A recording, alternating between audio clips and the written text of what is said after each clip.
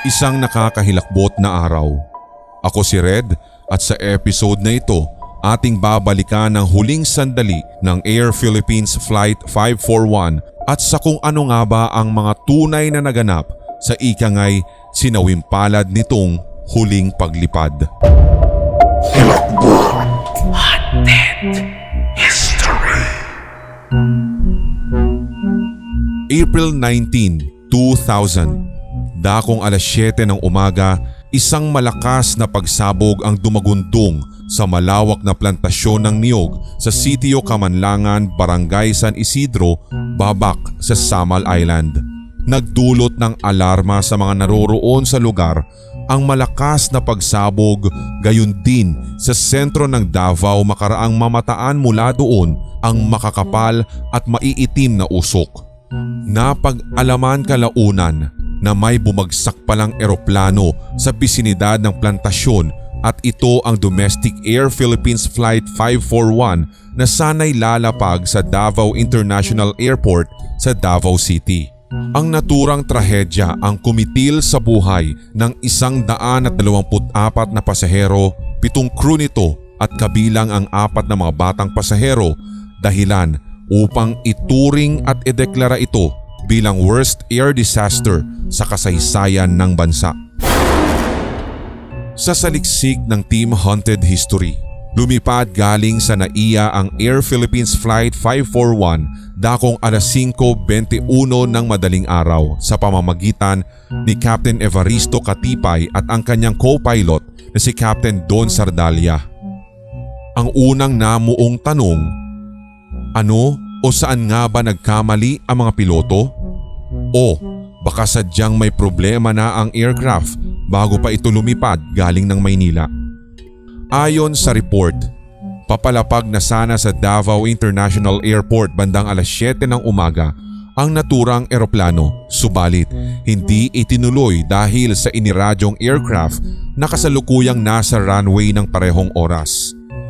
Sa isang panayam sa nooy hepe ng Air Transport Office na si Captain Jacinto Ortega Jr., inamin nito na papalapag na sa runway 05 ang Flight 541 dakong 7:05 AM at maaaring dahil sa hindi pagkakaintindihan kung magte-take off na ba ang Airbus ng PAL na naroroon sa runway, nauwi sa desisyon ang mga air traffic controllers na ituloy ng Flight 541 ang paglapag sa runway 05.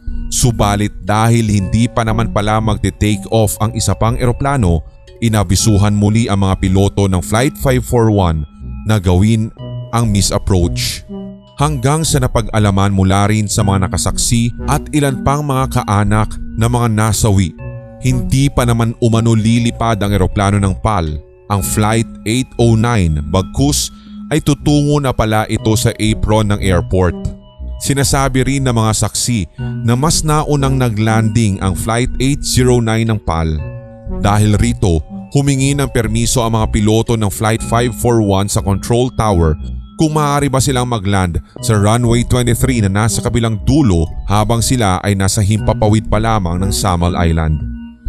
Dahil sa ikangay magandang panahon at calm winds ng oras na iyon, kahit pa umano may mga low-lying clouds sa gawin ng Davao, pinahintulutan pa rin ng air traffic controllers ang request ng mga piloto ng Flight 541 na sa runway 23 na lamang lumapag. Sa ibang bersyon, sinasabi namang inabisuhan ng control tower ang Flight 541 na i-abort ang landing nito dahil ready for take-off pa lang ang Flight Airbus 300 na nasa runway 23 na sana'y lalapagan ng sinawimpalad na aircraft. Sa detalye nga ng report, lumalabas na ang unang eroplanong lumapag sa airport ng Davao ng panahong iyon ay ang Centennial Air dakong alas 6 ng umaga na sinundan ng Cebu Pacific dakong alas 6:20 at panghuli ang PAL bandang 6:52. Dahil dito, umiwas pansamantala sa runway ang Flight 541 base na rin sa abiso ng ATO at nagsimula na itong pumihit sa gawin ng Samal Island sa mababang altitude. Malaki ang posibilidad ng miscalculation sa bahagi ng mga piloto dahil maaaring Aksidente rin talaga silang sasadsad muna sa maliliit na burol sa sitio Kamanlangan hanggang sa bumangga sa mga matataas na puno ng nyog sa nabanggit na lugar. Wala pa ngang 1 minuto nang tuluyang mag-crash sa lupa ang Flight 541. Nang panahong iyon, itinuturo rin na naging factor ang makapal na fog na bumabalot sa isla kung kaya't hindi ito natantya ng mga piloto. Bagay na sususog sa pahayag ng ilang nakasaksi na bago daw bumagsak ang aircraft, nakadinig na sila umano ng malalakas na pagsabog. Ayon sa saksi at nooy kapitan ng Barangay San Isidro na si Samson Badilles, nakita niya ang pagbuga ng makapal na usok ng eroplano habang pasadsad na ito at pagdakay malakas na pagsabog na ang sumunod. Ayon naman sa isang magsasaka na 100 metro lamang ang layo mula sa crash site, sinabi nito na nakarinig siya ng pagsabog habang nasa ere pa lamang ang eroplano. Sa iba namang mga pahayag ng mga na-interview na residenteng saksi, nakita din daw nila kung paano nagpaikot-ikot din sa ere ang eroplano bago naman sila nakarinig ng pagsabog. Sa madaling salita, nasusunog na ang eroplano bago pala ito sumadsad sa mga puno ng nyog at dahil sa impact, nagkawatak-watak ito dahilan ng agarang pagkasawi ng lahat ng lulan nito. Bandang 7:01 ng umaga, naitala ang huling radio contact sa Flight 541. Ayon sa naitalang usapan ng mga piloto at ng air traffic control, nasa layong 7 nautical miles na ang eroplano subalit hindi umano visible ang runway. Dakong 7:03 ng umaga nang mag-abiso ang air traffic sa mga piloto nito na ready for landing na ang runway subalit wala na silang nakuhang sagot matapos nun. Inulit nila ang pagradyo ngunit wala nang sumasagot sa kanila. Dakong 7:18 ng umaga nang i-relay sa Disaster Coordinating Council ang pagkawala ng Flight 541. Ayon sa nooy alkalde na si Mayor Rogelio Antalan na isa sa mga naunang dumating sa crash site, halos lahat umano ng mga katawan ng mga nasawi ay sunog na at hindi na makilala. Base sa isang correspondent, 4 na puno ng nyog ang nabali dulot ng pagkakabangga ng eroplano habang 6 naman ang naitumba sa pagsadsad nito sa lupa.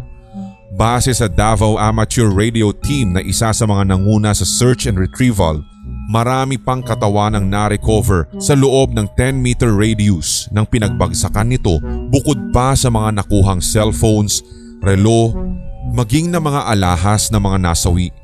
Nakilala naman ang isang nasawing stewardess dahil sa unipormeng suot nito. Tanging ang buntot ng eroplano na may pintang logo ang intact. Ang nooy Transportation Secretary na si Vicente Rivera ay nagpahayag ng panlulumo sa natanggap na balita gayong naganap ito sa kabila ng maganda sanang panahon. Ilang oras makaraang pumutok ang balita kaugnay ng pagbagsak ng Flight 541. Naglabas ng pahayag ang palasyo at nooy Pangulong Joseph Estrada na labis ring nabigla at nalungkot sa sinapit na mga lulan ng eroplano. Matapos nun, nagpahayag din ng pakikiramay ang Vatican sa pangunguna ng nooy Santo Papa na si Pope John Paul II.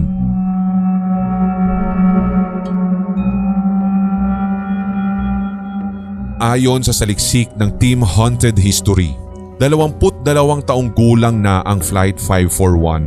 Sinasabing i-deliver ang Boeing 737-2H4 aircraft na ito noong February 1978. Sa investigasyon, lumalabas na ang tycoon na si Lucio Tan ay may fleet ng 8 Boeing 737-200 jets ng panahong iyon. Matatandaang si Tan ang chairman at majority owner ng Philippine Airlines at sinasabing majority owner din ng Air Philippines noon.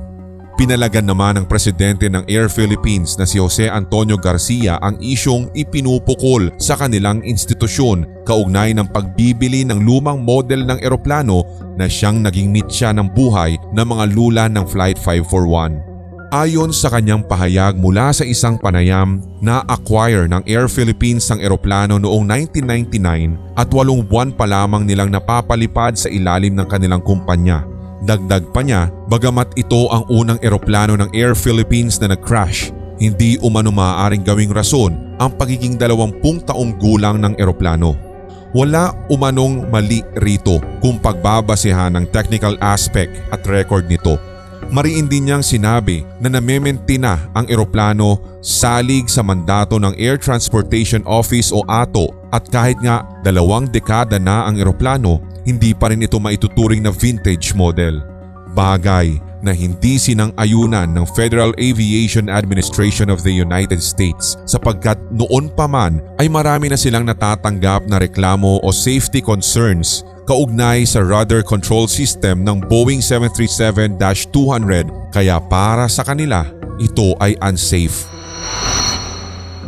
Samantala, nagsampa noon ang Chicago-based Nolan Law Group na nagre-representa sa mga kaanak ng mga nasawi ng multi-million-dollar suit sa AAR Aircraft and Engine Group and Fleet Business Credit Corporation na nakabase rin sa Chicago na siya namang may-ari ng 20-year-old model ng Boeing na siya naman nilang nilease sa Air Philippines. Matatanda ang unang nagmay-ari nito ay ang Southwest Airlines ng Texas. Pumayag ang dayuhang kumpanya sa inihaing $165 million na siyang danyos at magiging tulong sa mga naiwang kaanak ng mga nasawi sa pagbagsak ng kanilang eroplano. Giit ng grupo ng Nolan Law, hindi umano katanggap-tanggap ang nangyari at hindi rin karapat-dapat na nilease sa kakaumpisang airline company na Air Philippines ang 20-year-old at dispalinghadong aircraft.